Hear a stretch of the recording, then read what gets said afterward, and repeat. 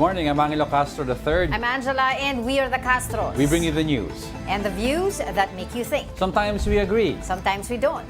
This is News and Views. And here are today's headlines.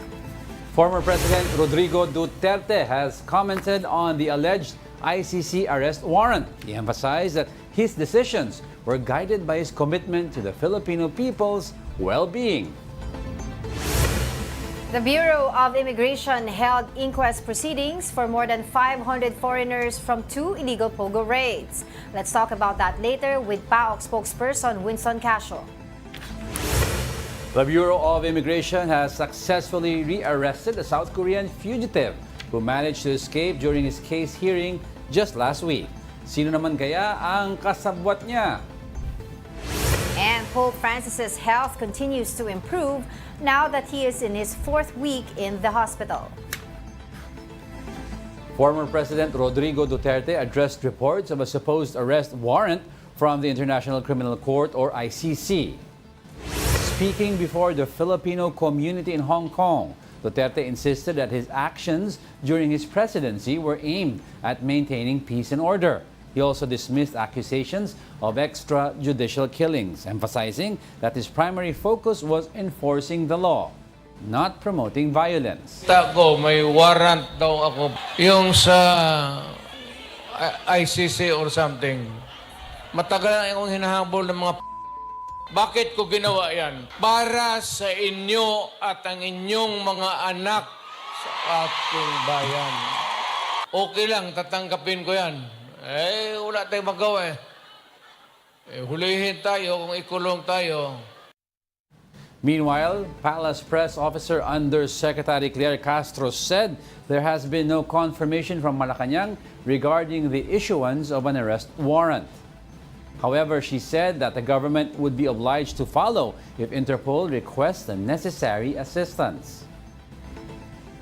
Now, to discuss this further, we have ICC Assistant to Counsel, Attorney Cristina Conti, joining us today via Zoom.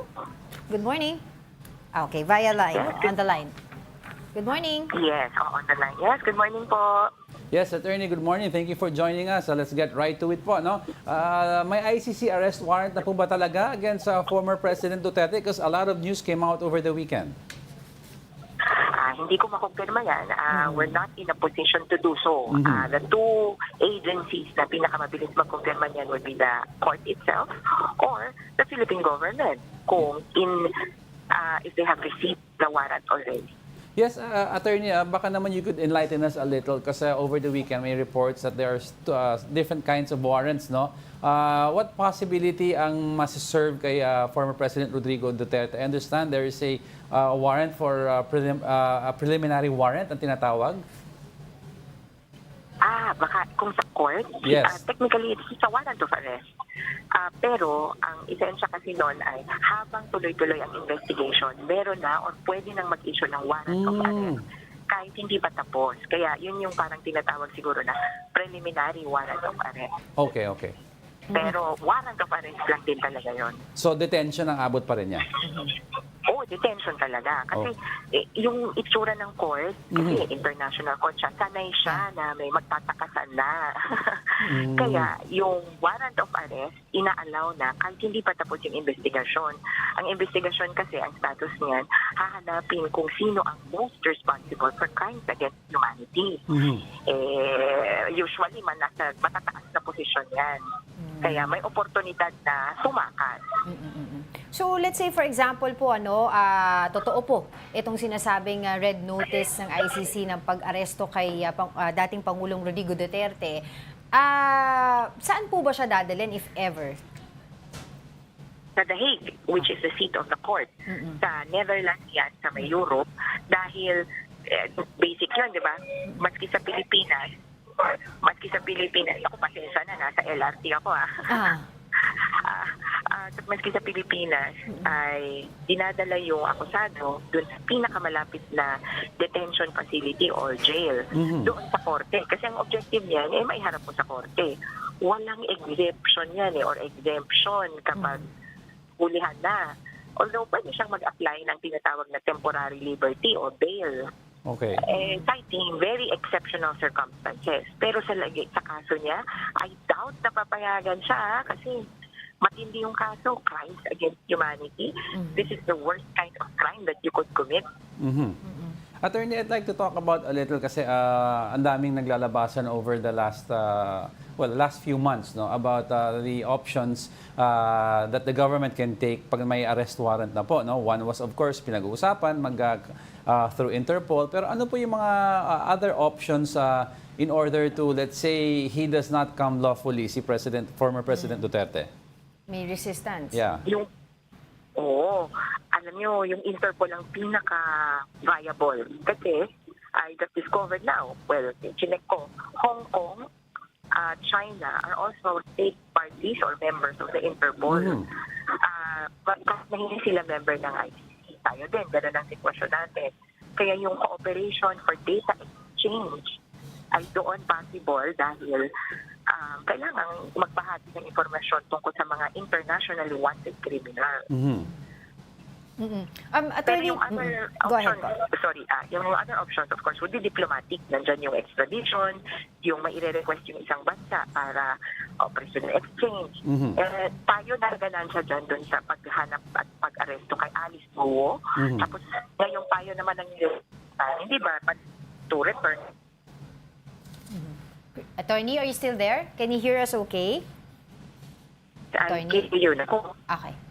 Narinig nyo? Yes, we can hear you now. Okay, so given that the Philippines po withdrew from the Rome Statute noong 2019 and in the first year of the BBM administration, medyo firm yung stand nila at that time na hindi dapat makialam ang ICC. Ano po ba yung, let's say, implication or significance or importance po ng medyo nababago po yung stands po nila pagdating po sa ICC dito sa ating bansa? Siyempre, pabor sa mga biktima, lumuluwag ang pagkakataon or lumalaki ang pagkakataon na magkaroon ng hustisya. Kasi in the long run, para naman to sa mga namatayan, para sa mga na-torture, para sa mga hinuli, tapos kinulong ng walang dahilan.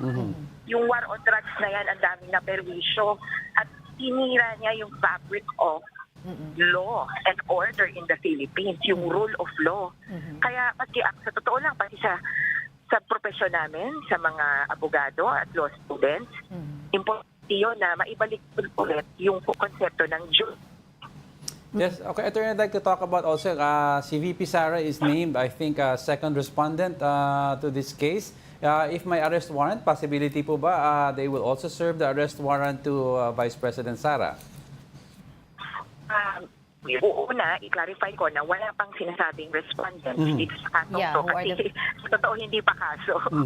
Sa ngayon, inaalam pa kung sino yung mga possible na most responsible. Tapos yun lang yung kakasuhan. Pero I agree na may konsepto na kailangan nagot siya. Kung ang pinaka-responsable, Sara Duterte is among those who are responsible. Ang tanong lang kung siya ba ang pinaka. I think she would have been or she has been subject or part of the investigation sa pag-aalam kung sino ang responsable. Kasi mayor or vice mayor siya ng Davao sa period na covered ng ICC investigation. Yes. Kung usapin lang ng warrant of arrest, yan ang hindi ko sigurado. Kasi iba yung iba yung mode of responsibility dito sa against humanity. Kasi nationwide. Right. Hindi ko alam kung ililimit nila na Davao, ganun ba? How about, attorney, si Senator Bato? Kasi he was one of the architects. Yes, Angelo. Kasi Bato and then even Oscar Albayalde were chiefs of police during the time that the killings were bloodiest, were most pervasive. Tapos talagang ang habol per killing ilan namatay dyan, dito 32, dyan tayo, gano'n ang nila, parang pataasan. So, I would more like to say that the most responsible person for crimes against humanity committed in the Philippines, Duterte, Bato, and Albayalde. Given that, they were also the ones named in documents already. Siguro hingi din po ako ng reaction po ninyo, attorney, doon po sa naging pahayag kahapon ni dating Pangulong Rodrigo Duterte tungkol po dito sa ICC. Narinig niyo po ba yun na ginawa daw po niya ito, hindi po para sa kanyang sarili, hindi po para sa kanyang pamilya, pero para po sa bayan, para daw po mapanatili ang peace and order? Ay, sinabi nga din niya na wala siyang kasalanan or wala siyang ginawang mali. Kita naman sa produkto, libo-libo ang namatay, more than 100,000 ang nakakulong or nakulong. Pero, nandun pa rin, talamak pa rin ang droga. Nakakadismaya pa nga nung Quadcom, ang maririnig namin, dinidikit pa siya, dinadawit na protektor ng isang drug lord. So, kung ano mang mga pinagsasalita niya, pinagbubulala, mukhang pang-cover up lang pala. Hanggang ngayon, talamak ang droga. Kaya, ako sa kanya, aminin niya na mali at disaster ang kinalabasan ng war on drugs. Yun ang sinasabi ng facts ngayon. Alam ko na parang sa ano yan well-meaning naman ako, gusto ko sana ganito. Parang dami. At hindi maibigay sa kanya yung ganong presumption na well-meaning ka. Kasi grabe naman kadumi ng bunganga. Tapos grabe din yung mga inaamin na krimen. Ako, pumatay na ako. Pero attorney, let's say for example, kasi over the weekend, sabi po nila, baka daw natunugan ng Duterte camp, kaya all of a sudden may unannounced na pagpunta siya sa Hong Kong. Doon daw ay sinalubong siya or humarap siya sa mga supporters niya doon. And apparently, sabi po ng Duterte camp, it was organized by the Kibuloy followers. Pero let's say for example, hindi po siya umuwi, manatili po siya sa Hong Kong. What will happen? Ay, yung kaduda-duda na yun nga. Kasi mag-election, local election start March 8, 28. Tapos parang sabi, merong araw ng Davao celebration, March 16. Yes. Kung hindi siya umuwi, malamang sa malamang ay nagtatago na, nagpapakanlong na sa China. Sabihin na natin, manatili man siyang Hong Kong. Kung maubos niya lahat ng hahanapin doon na, mga tourist attraction, di pumunta siya ng mainland China.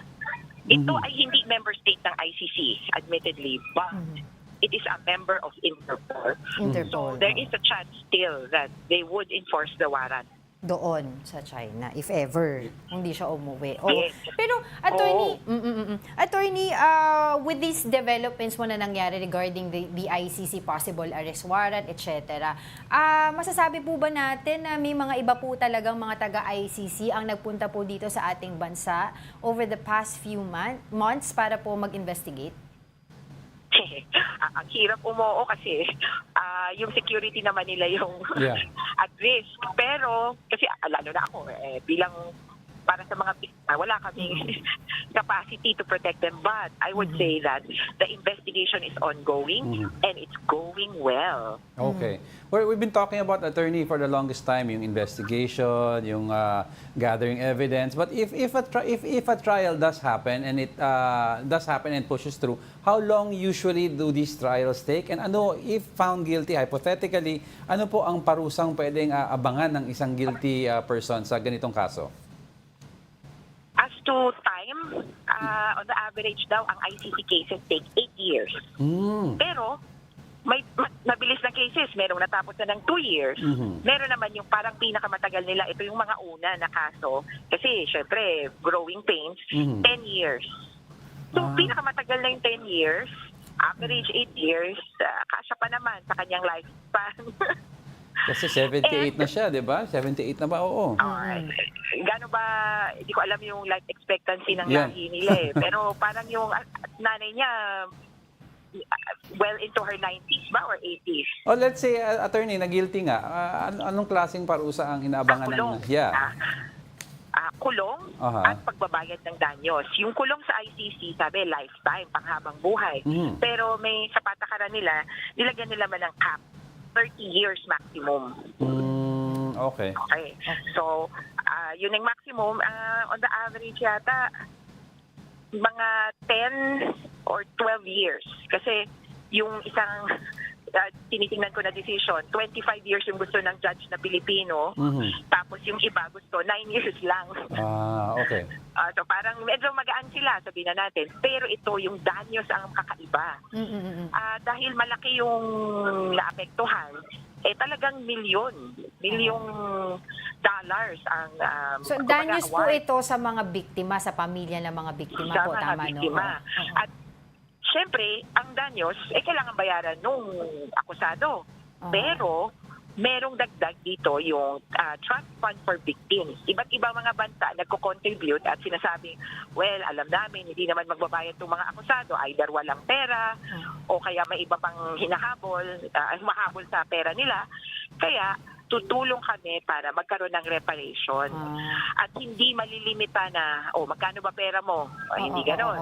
Kundi, ano ba talaga ang deserve nitong mga biktima? At itong computation na ito medyo controversial at saka iba-iba kada insidente, pero mukhang gumana naman. Okay. May hinahabol din kami na tinatawag na collective reparation. Which is? Katulad ng pagbabalik ng paggagawa ng isang monumento, pagbabalik ng kabuhayan sa isang lugar. Kung sa insidente na binomba yung ospital or binomba yung church, di ibabalik o itatayo ulit yung church. So, reparations, not only danyos in the form of money. Okay, so but speaking of the victims na rin po, attorney, given the sensitive nature of the allegations, how does ICC ensure yung protection and safety of the witnesses? Meron po bang ganon? Yes, kung witnesses yan, may witness protection program. Ang medyo problema lang, limitado pa ngayon dahil hindi pa nga kaso na buong-buo yung ICC situation natin, tawag sa atin situation. Hindi pa case. May limited immunity granted to them and protection. Depende yan sa circumstansya at kung anong sasabihin mo, pwede kang bigyan. Pag nagbukas na ito ng kaso, doon nakakagat yung full provisions of the Witness Protection Program of the ICC. It could be within country relocation or out of country relocation. Kaya lang, di nila preferred yun kasi parang kung aalis ka ng bansa mo, parang tatakas ka na rin. Ikaw yung biktima Kaya ang preferred nila, doon ka pa rin sa bansa mo as much as possible within your community.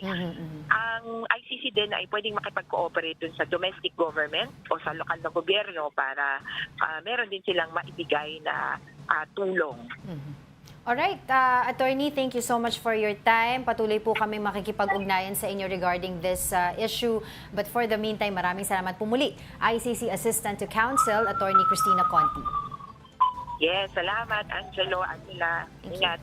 All right, in other news, the Bureau of Immigration held inquest proceedings for 549 foreigners from 2 illegal POGO raids. For the details, we have Presidential Anti-Organized Crime Commission or PAOCC spokesperson Winston Casio. Spokes, thank you for joining us very much once again on News and Views. Magandang umaga po at magandang umaga sa inyong tagapanood at tagapakinig. Spokes, ito, syempre po yung tanong po dyan, ano po yung mga charges that were filed against these 549 foreign nationals apprehended? Well, basically, they were charged for being undesirable aliens. Remember po, the President, through Executive Order 74, imposed a ban on all forms of offshore gaming operations. Unfortunately, they were caught still operating in 2 different locations. One in Pasay, the ATI building, and the other one was in Parañaque.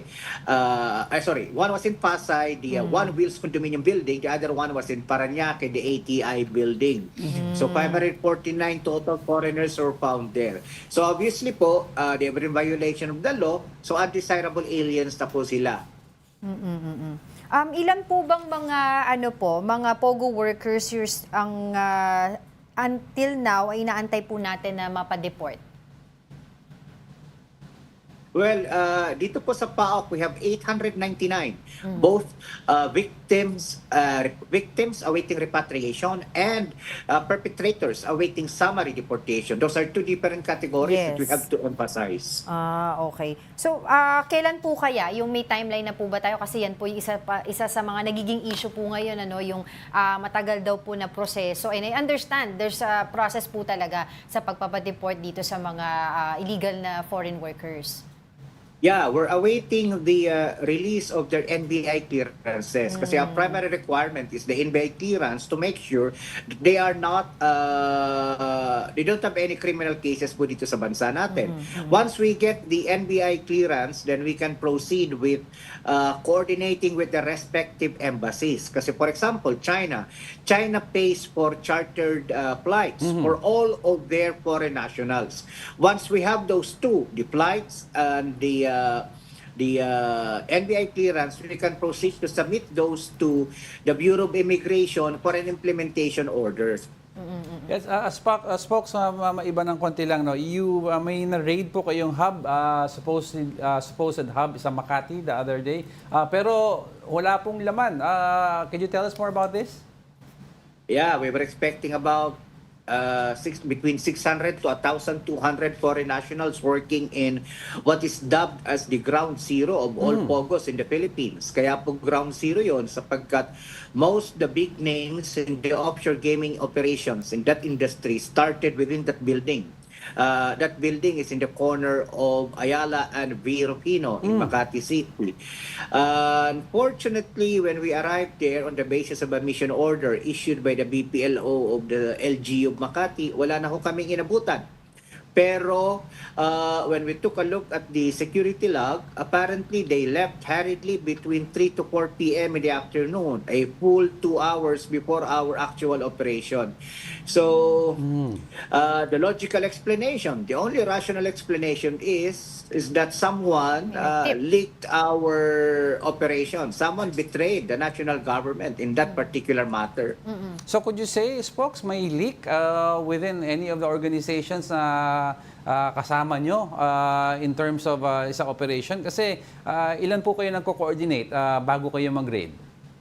That is the only logical explanation, Angelo. No, I think let's take a look. Let me do a rundown of the agencies who were with us during the operation.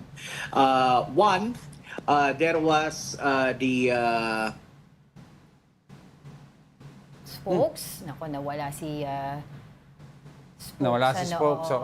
That was Winston Casio, spokesperson ng very PAOCC. getting interesting na kasi he was talking about a possible leak within the agency, and he was going to make a rundown of the agencies na kasama prior to that raid, because when he checked nga the CCTV, ika nga, nagtakbuhan. Naglinis sila eh. Naglinis sila. So may nagtip. Ayan si Spokes. Hey, Spokes, are you back? There you go.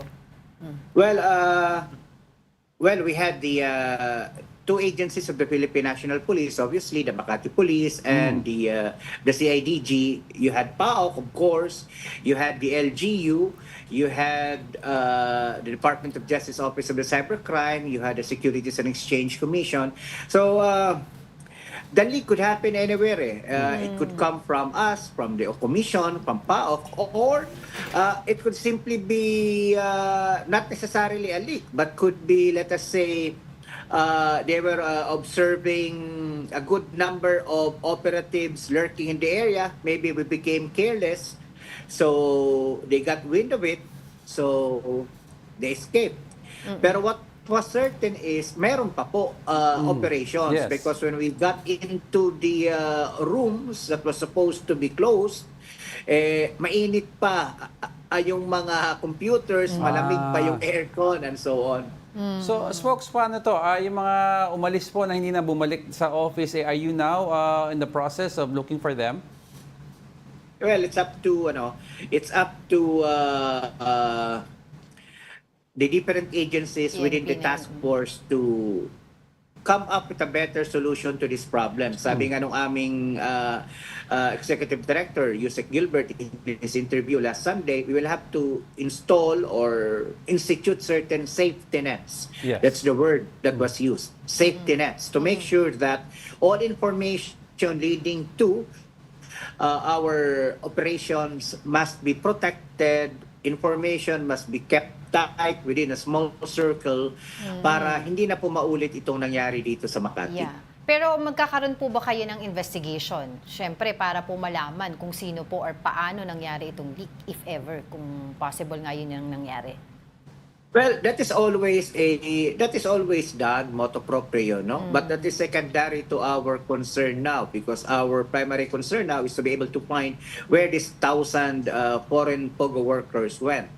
Kasi if they are simply dispersed all over the metro or in nearby locations here in Metro Manila, that becomes a problem for our group. But at the end of the day, we are confident mahanap po natin. Remember, mabilis po ang operations namin lately. So we now have 899 dito sa amin, another 400 thereabouts with the Bureau of Immigration. That's more than 1,000. Kung 11,000 na lang po natitira natin dito, we're only into the second week of March. We're confident by the end of the year, maubos po natin itong 11,000 pa na discrepancy na hindi pa umaalis ng Pilipinas. Spokes, marami-rami na rin po kayong mga na-raid over the past year I was wondering kung may nakita na rin po ba kayo talagang mga connection doon din po sa mga na-raid nyo, katulad na lamang po doon sa connection ni Alice Go. Kung iisa lang ba ang operator nito or iba-iba din sila? There are different operators po in this POGO industry. They are different investors, they've got different operators, but they've got the same template. Obviously, the template was perfected outside of the country, and they imported it into the Philippines, then they kind of perfected it here in the country. Pero may kita naman po that the financiers are different individuals, they belong to different criminal organizations. You've got groups from Pujan, you've got groups from Hubei, Hainan, Malaysia, Singapore, name it. They only got to know each other, I guess, when they came to the Philippines and started working within the same industry. Alright, on that note, patuloy po kaming makikipag-coordinate po sa inyo regarding this issue. But for the meantime, maraming salamat po sa inyong oras, PAOCC spokesperson Winston Casio. Coming up, the Immigration Bureau is investigating whether some of its personnel were bribed following the escape of a South Korean fugitive. And the Vatican says Pope Francis is showing good response to his treatment for double pneumonia. We'll be back with more stories after the break. Keep it here on One News.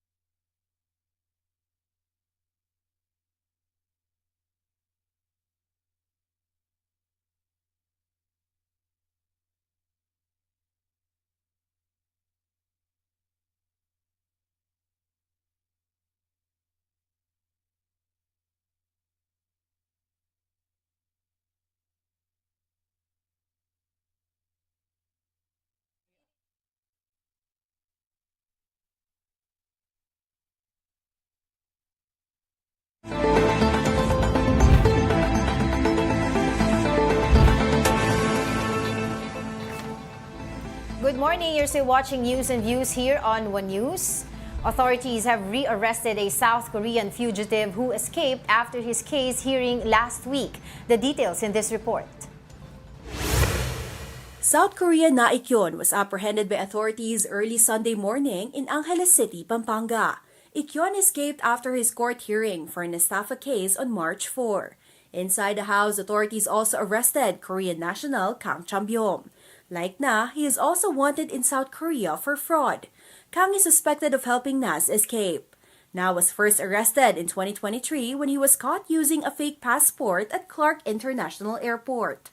He was later charged with estafa by a businessman who claimed he failed to remit earnings as an agent. After his court hearing in Quezon City Prosecutor's Office for this case, Na was seen on CCTV boarding a Bureau of Immigration van with 2 BI officers. But instead of returning him to the immigration detention facility, they went to a bar in Quezon City. Na was then seen leaving the bar alone and getting into a white van to escape.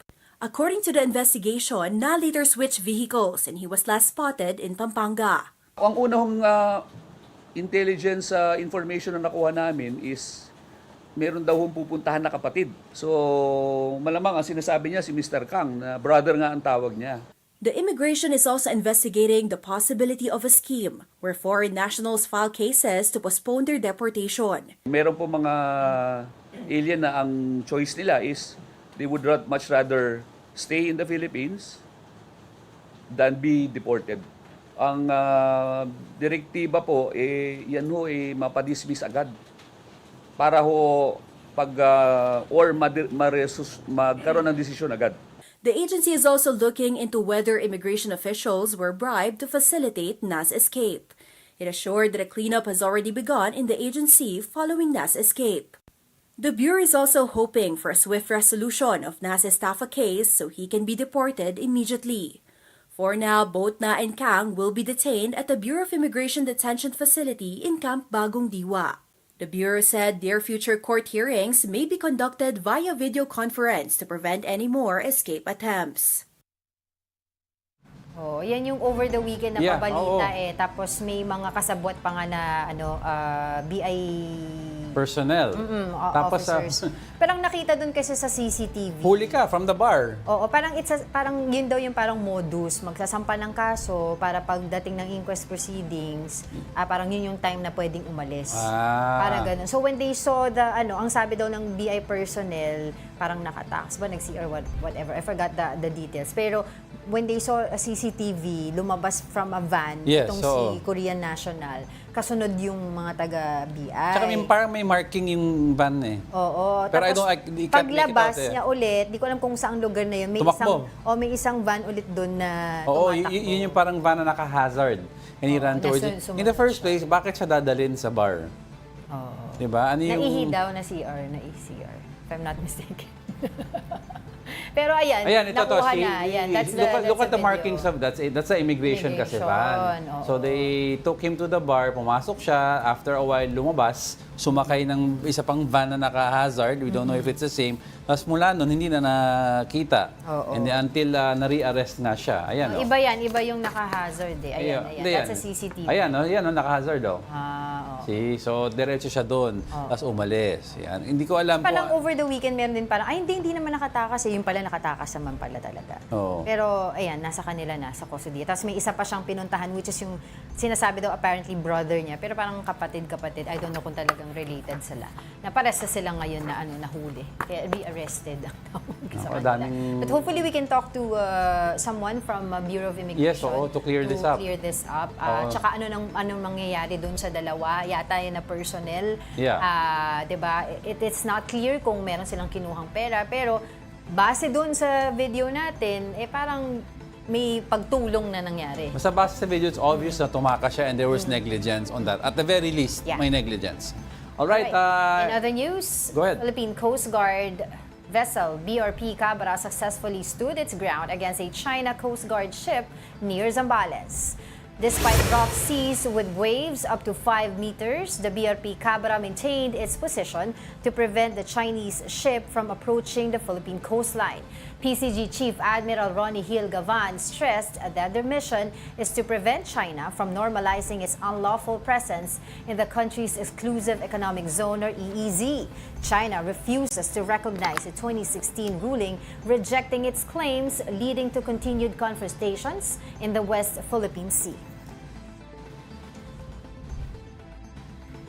Alright, speaking of the issue on immigration, we have with us Immigration spokesperson Dana Sandoval. Spokes, thank you for joining us. Good morning. Good morning. Yeah, thanks for joining us here on News and Views. Syempre yung tanong po dito, yung update po, paano po ba yung investigation dito sa kay Ikion's escape and yung mga BI personnel na involved po dito, gaano po kalalim ang kanilang involvement? Yes, ngayon po, kahapon, na-aresto na po si Ikion after a 5-day manhunt. He was arrested in Pampanga. Meron tayong nakita na kakunsyaba niya na isa pang Korean national that was also found to be a fugitive from justice. Kaya inaresto din po ito. Internally po, our investigations revealed na hindi ito basta nakatakas lang. There is connivance already. Okay. Seen sa CCTV. Doon sa CCTV po, malayo yung storya ng ating mga tauhan na were supposedly guarding and escorting the fugitive from our facility to the court and back. Doon sa CCTV po, we saw that they all traveled together. Pagkatapos po nung hearing, they went to a bar in Quezon City. That's right. And mukhang meron pang mga happenings doon. And after that, lumabas po yung pugante, tumakbo papunta po doon sa isang van. So obviously, there's something not right. To put it lightly, there's something not right with what happened. Immediately, the day after, nakatakas yung dalawang contractual employees ay tinanggal na po sa trabaho. Okay. Yeah, dismissed from service. And on Friday, we're thankful because of the swift action of the Department of Justice. Nagbaba na rin po ng dismissal from service doon sa third employee, yung permanent employee, na kasama po nila doon sa mga nag-escort. So apart po from the dismissal from service of the three, sila din po ay haharap sa criminal cases that have already been filed against them, as well as another case under the Office of the Ombudsman. Spokes, given na you said na, well, something is not right, it's off sa nangyaring mga protocol or the way they're handling yung dalawang, yung detainee, how far do you think this goes back? I mean, nangyari na po ba kaya ito with that same group of people before?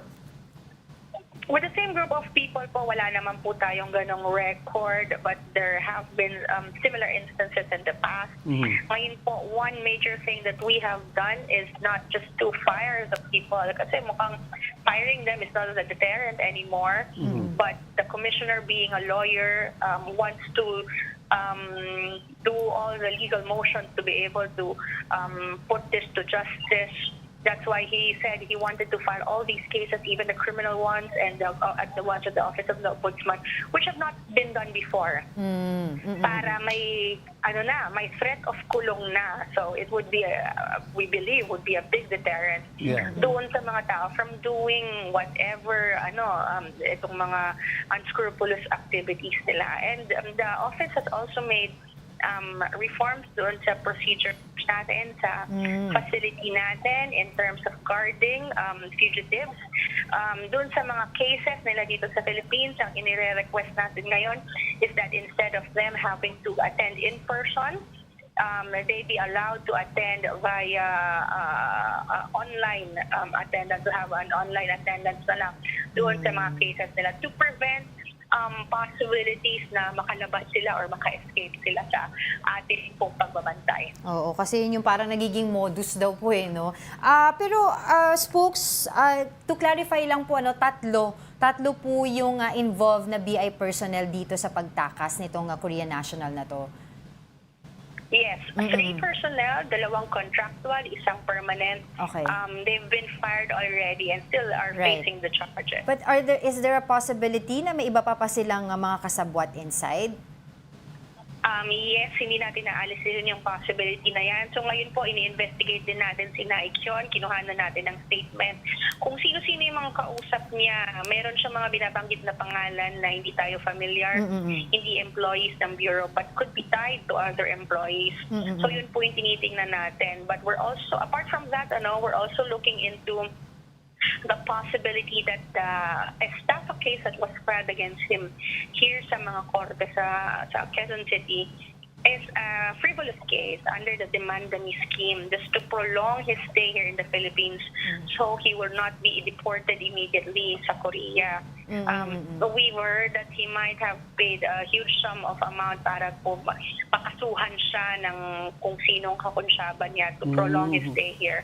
So isa po yan sa mga information that we are forwarding to the Department of Justice who has pledged their commitment to assist us na mapabilis po yung resolution ng mga kasong ito.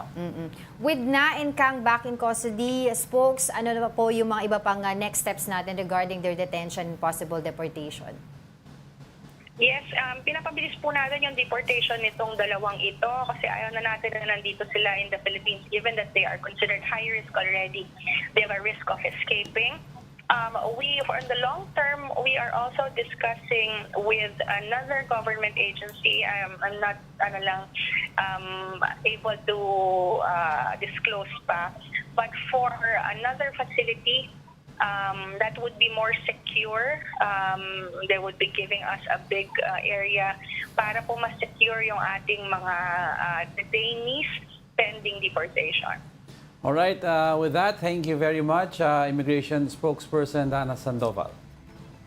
Salamat po and good morning. Thank you. Don't go away, we're not done yet. Please stay with us.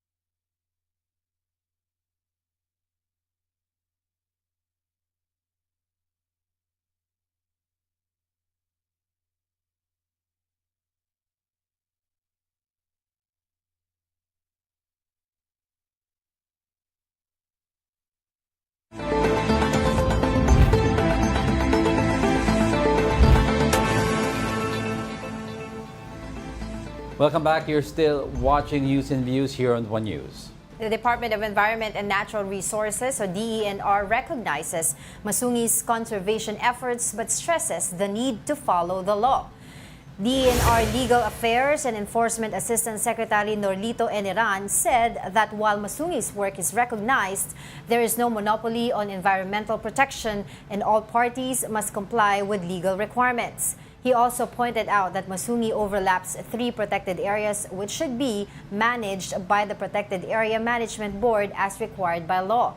Eniran reiterated that Blue Star Construction, Masungi's developer, must respond to DENR's notice within 15 days or face legal action. The agency earlier canceled its 2002 agreement with Blue Star over alleged illegality, among others.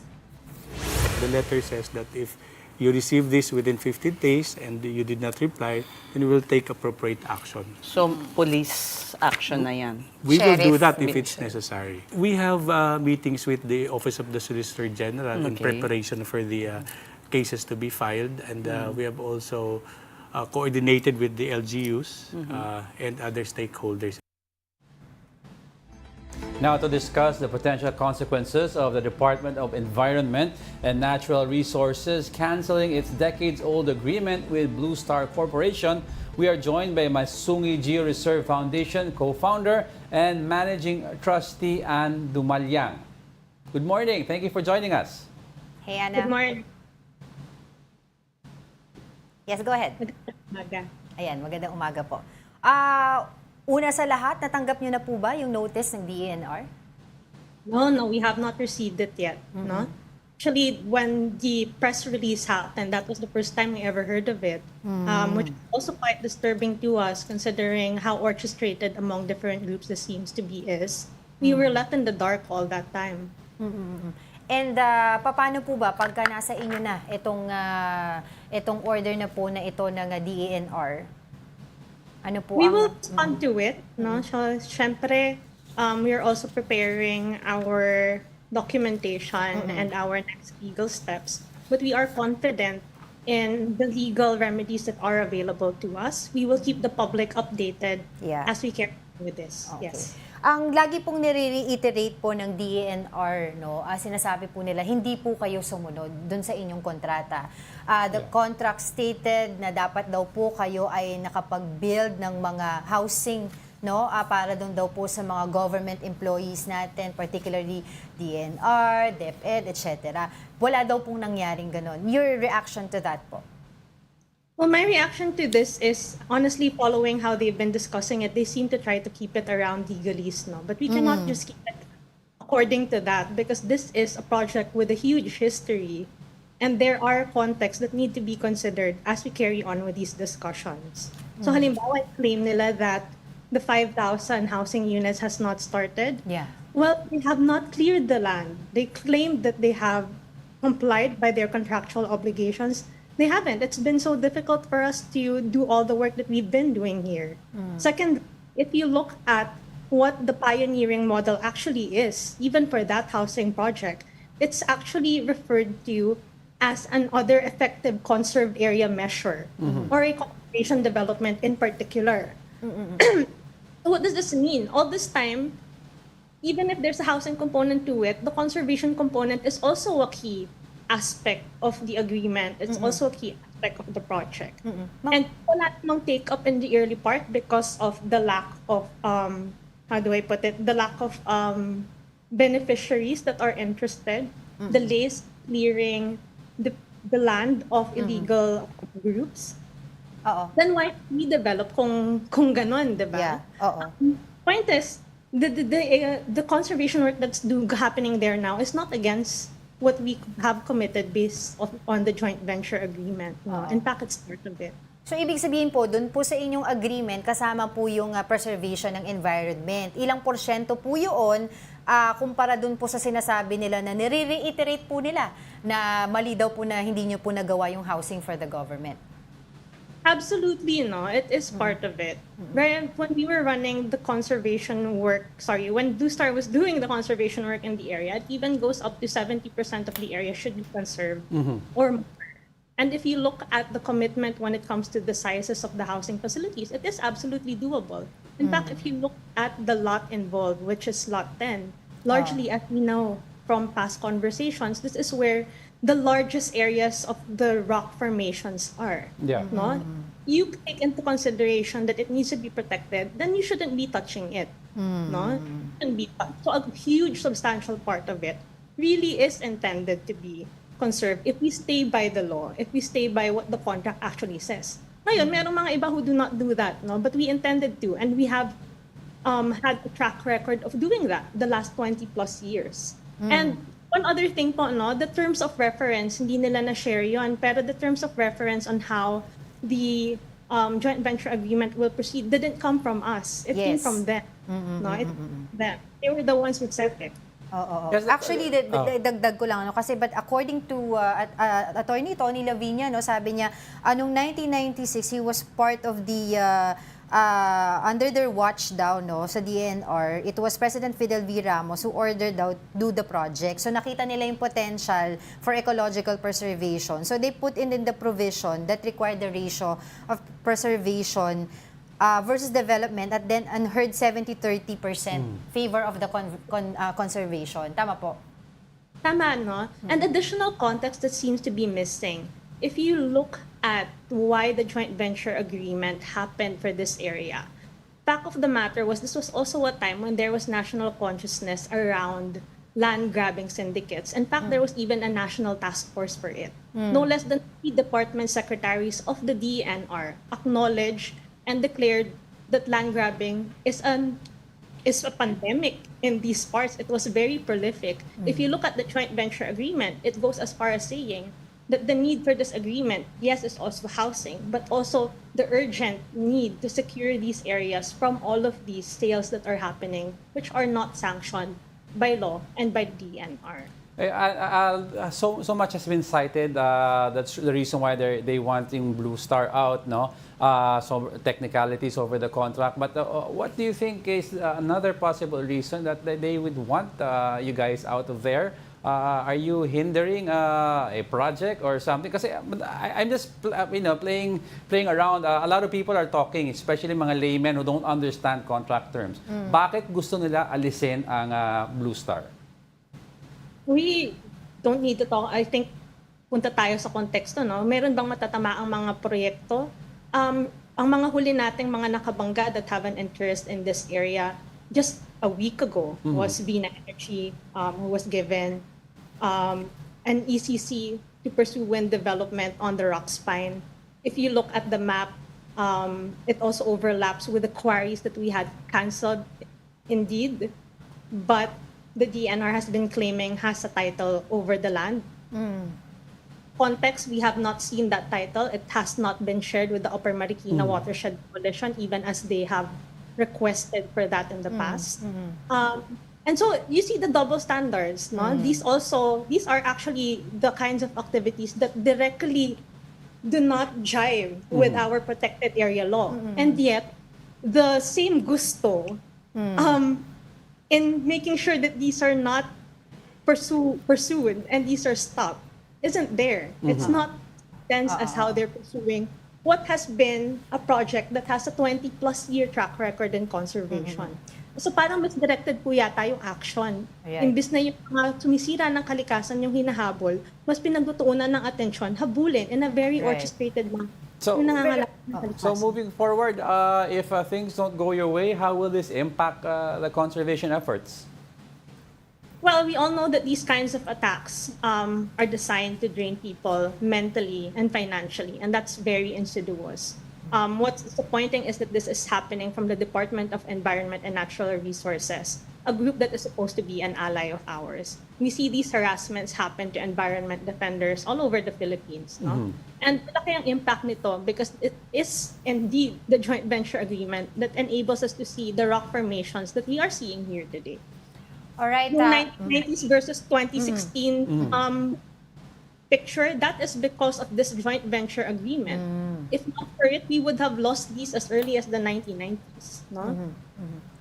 All right.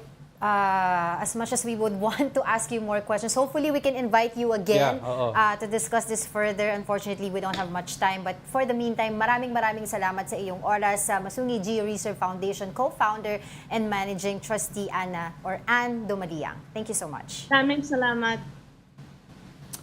All right, in other news, Pope Francis is responding well to treatment for double pneumonia.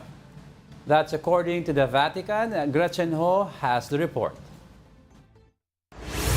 It was a quiet and still morning inside the Vatican City State. No Swiss guards or cars lined up outside a simple guest house, signifying the principal is not around. This is the home that Pope Francis chose inside the 44-hectare Vatican City State. Nakikita niyo yung Vatican flag na yan? Diyan nakatira si Pope Francis sa guest house o tinatawag na Casa Santa Marta. Imbis na doon siya sa Apostolic Palace kung saan tradisyonal na namamalagi yung Santo Papa, pinili ni Pope Francis na dito na lang tumira. Kasi yung guest house na yan ay talagang tinitirahan ng mga kardinal kapag pumupunta sila dito para bumoto sa isang conclave. Si Pope Francis, simula 2013, hindi na umalis dyan pagkatapos siyang mahirang na bagong Santo Papa.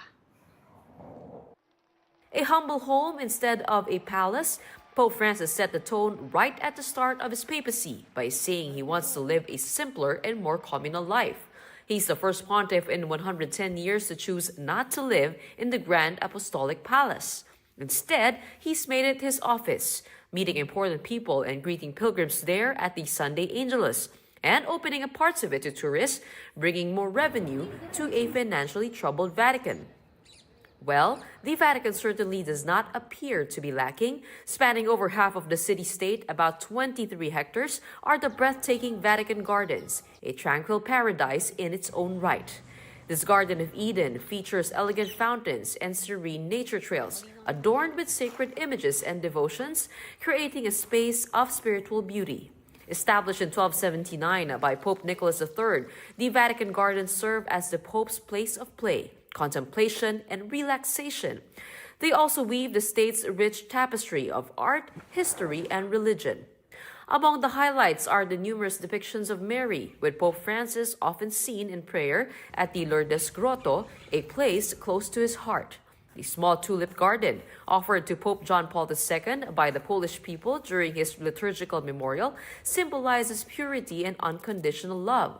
This turtle pond by Pope Pius IV's 15th century villa, as seen in the movie Conclave, the majestic fountain of dragons commissioned by Pope Gregory XIII, and the well-manicured garden pathways themselves that Benedict XVI often walked. Yet the Vatican City-State is not just the seat of the Holy See.